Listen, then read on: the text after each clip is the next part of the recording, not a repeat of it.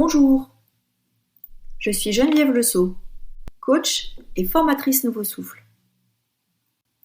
Si vous avez cliqué sur cette vidéo, c'est peut-être que vous avez choisi de faire une pause dans votre rôle d'aidant et de prendre quelques minutes pour vous. En même temps, vous êtes peut-être en train de vous dire « Je suis tellement fatiguée que je ne vois pas comment me faire plaisir ». Ou bien « Je n'ai pas l'énergie pour sortir ou faire quoi que ce soit ». Ou encore « Je ne vois pas à qui confier mon proche pendant ce temps pour moi ».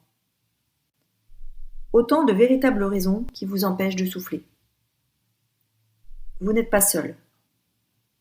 En France, 1/4 des aidants déclarent ressentir une fatigue physique et morale, et 1/3 se sentent anxieux et stressés.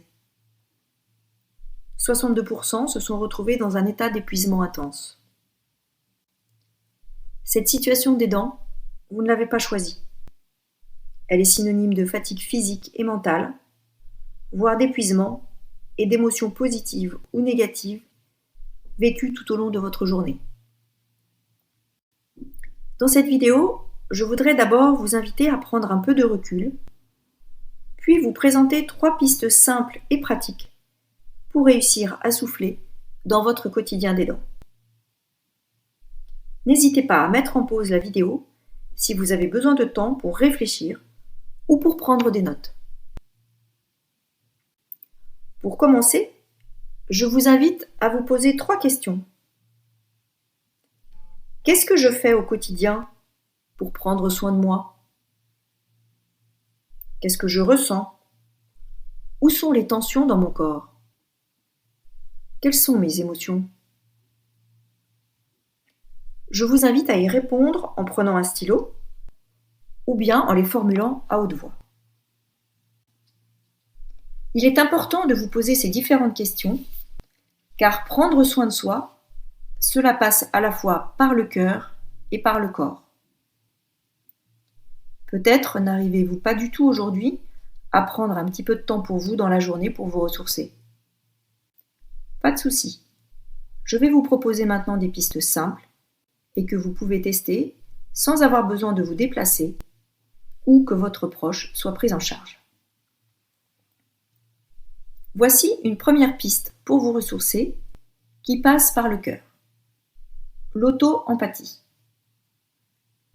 L'auto-empathie s'appuie sur la communication non violente, approche modélisée par Marshall Rosenberg.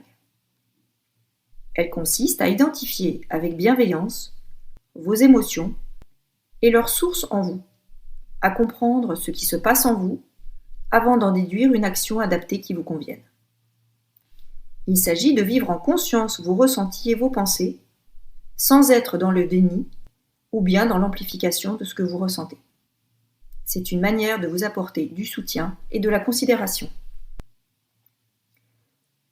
Des études scientifiques ont mis en évidence le fait que l'auto-empathie améliore la santé mentale, qu'elle diminue le risque de dépression, d'anxiété et de stress.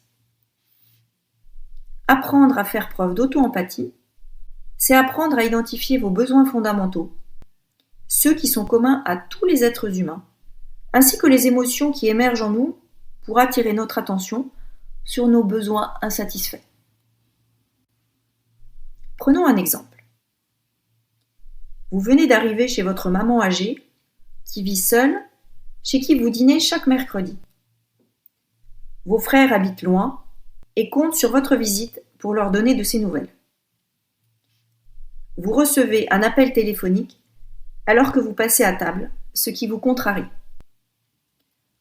Vous ressentez de l'agacement car vous avez besoin de ce temps d'échange hebdomadaire qui est un moment de qualité passé avec votre maman. Vous pouvez vous dire « Je suis contrarié par cet appel téléphonique qui arrive au moment du repas. J'ai besoin d'être totalement disponible pour ce moment de convivialité. Je choisis d'éteindre mon téléphone jusqu'à la fin du repas. » En effet, évitez les « je dois »,« je devrais »,« il faut que »,« j'aurais dû », expressions qui génèrent du mal-être. Je vous invite maintenant à prendre une feuille et un stylo et à tranquillement faire la liste de vos « je dois », puis à reprendre la liste et à mettre en face de chacun un « je choisis ». Faire preuve d'auto-empathie consiste à vous relier aux émotions et besoins non satisfaits dans le passé qui peuvent éveiller des regrets aujourd'hui et à les accepter avec bienveillance, sans les nier ou les minimiser. Pour y arriver, cela nécessite au départ de vous arrêter physiquement, de vous accorder des temps de vraie pause, d'être attentif aux questions de fond que vous vous posez, de prendre le temps d'y répondre et de vous occuper de vous. Venons maintenant à la seconde piste du cœur, la gratitude. La gratitude est une émotion positive. Notre sentiment de bien-être s'accroît lorsque nous la pratiquons. Exprimer sa gratitude diminue notre tendance à porter notre attention sur ce que nous n'avons pas, à nous comparer aux autres, et donc tous les sentiments négatifs qui en découlent.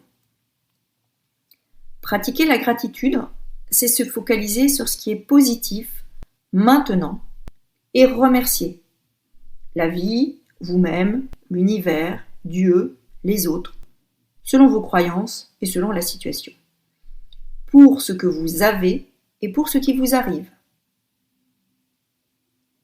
Être aidant, c'est vivre des moments difficiles. En prenant l'habitude de vous focaliser sur les petites et grandes choses positives qui arrivent chaque jour, un sourire, l'appel d'un ami, une démarche administrative longue et compliquée qui aboutit, vous pourrez changer votre regard sur votre vie. Des recherches ont montré que la gratitude améliore la santé mentale et physique.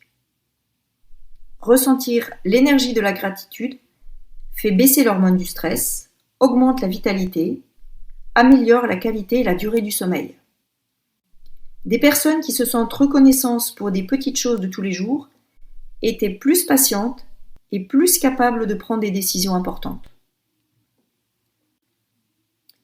Je vous propose de prendre un carnet et d'y inscrire 3 moments vécus depuis le début de cette journée qui vous ont mis du baume au cœur. Puis d'y inscrire 3 personnes qui contribuent à votre bonheur.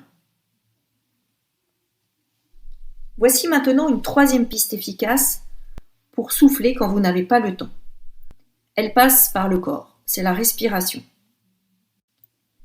La cohérence cardiaque est une méthode respiratoire permettant de réguler le rythme cardiaque en cas de stress et de forte émotivité. Le but des exercices respiratoires est de réguler la variabilité de la fréquence cardiaque, c'est-à-dire l'intervalle de temps séparant les battements du cœur pour envoyer un message rassénérant au cerveau. La méthode se résume par le 3, 6, 5. 3 fois par jour, 6 respirations par minute, pendant 5 minutes. Assis, le dos bien droit, les pieds posés par terre et les jambes décroisées pour libérer l'abdomen. Il suffit d'inspirer sur 5 secondes et d'expirer sur 5 secondes en comptant lentement jusqu'à 5 ou en s'aidant d'une application. De nombreux sites internet vous proposent des petites vidéos ou des sonorités méditatives qui guident votre respiration. Vous pouvez aussi télécharger gratuitement des applications Respirelax ou bien Petit Bambou. En agissant par la respiration sur votre rythme cardiaque, vous pouvez envoyer des messages positifs au cerveau. L'apaisement se fait sentir immédiatement. Sachez aussi que les plateformes d'accompagnement et de répit des aidants proposent souvent des ateliers gratuits de sophrologie, relaxation ou yoga. Votre corps est votre meilleur ami. Prenez de ses nouvelles et écoutez-le comme vous le feriez avec votre meilleur ami. Et si vous décidiez de faire une petite pause respiration ? Je vous invite à faire cela maintenant pendant 5 minutes ou bien à vous noter à quel moment le faire d'ici la fin de la journée. Pour finir, je vous invite à vous poser plus largement la question suivante. Quel premier petit pas concret vais-je faire dès maintenant pour souffler ? En commençant par « Aujourd'hui, je choisis de...